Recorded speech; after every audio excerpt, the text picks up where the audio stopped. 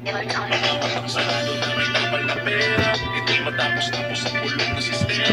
ba para?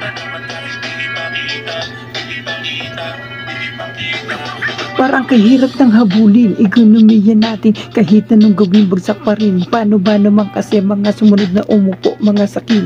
Ultimo mga tauhan ay nangungurakot din, pati mga ayuda ay binubusan nila. Kung meron mang natitira, ang uunahin ay kamag-anak nila. Kaya hanggang ngayon bulok pa rin sistema sa Pinas. Hanggat nandyan ang mga buhaya, di tayo makakatakas sa kahirapan. Naging kawawa ang mga nasalaylayan, pero hindi natin dapat asahan, dapat kilusan. Kinabukasan mo'y pagandaan para pagdating ng panahon hindi ka mahirapan.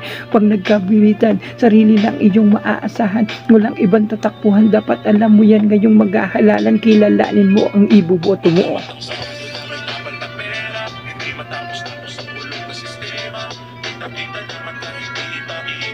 Ipakita